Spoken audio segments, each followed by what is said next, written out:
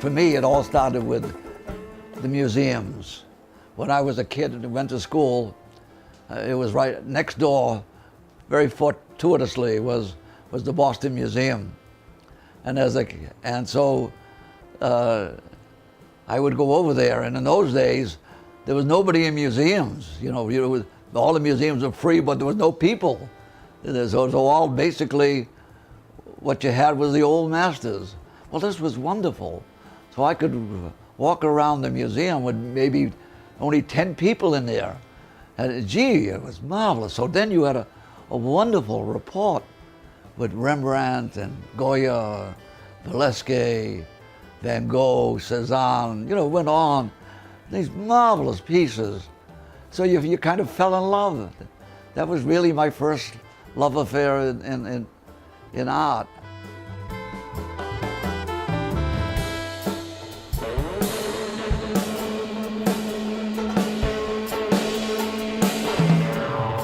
As you notice, look around. When I'm not doing painting, I'm thinking of hangings and I'm drawing and all these kind of it's like my alphabet. And so I have that, and I say, I'm always combining things. I guess that's the word, combinations.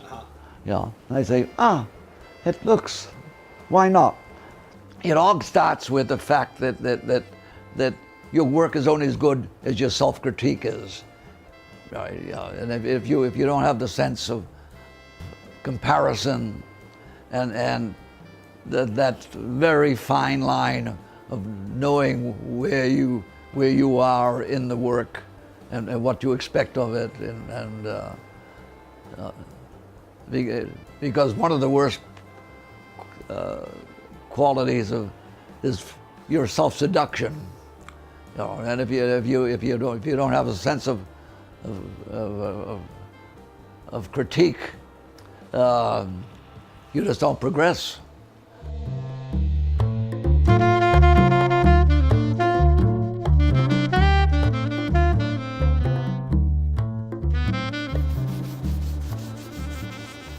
First of all, for me, it's kind of visceral, and if I'm not excited about the idea, then I'm just manually moving brushes around, and nothing happens.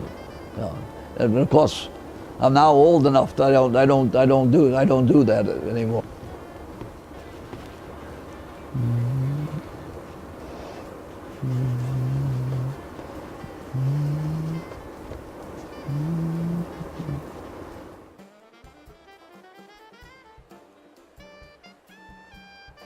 I love the abstract feeling of creating space, yet I love to see the figure featured in a kind of stylized drawing, not so much in detail, but suggestive.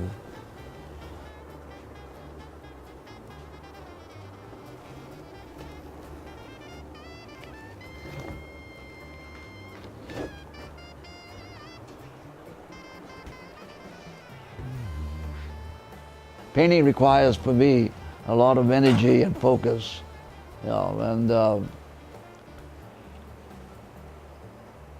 passion.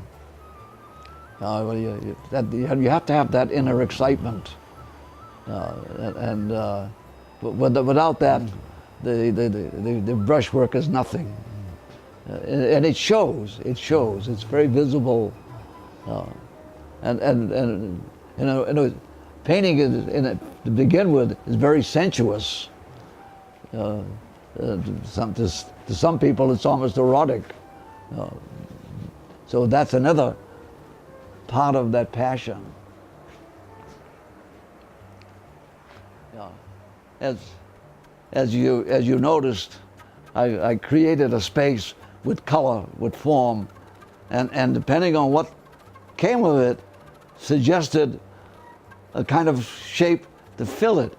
So then I already know more or less what I'd like in it. So I start putting things into it. It's something like baking a cake. I put in the cake and see what the ingredients, and then I taste it aesthetically. And if it tastes good, I continue. And knowing when to stop is the critical part.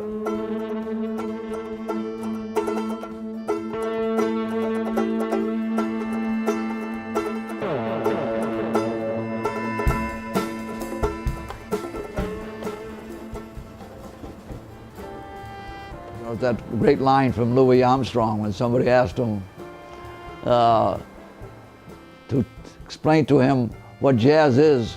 He said, "Man, if I have to explain it to you, you're never going to get it."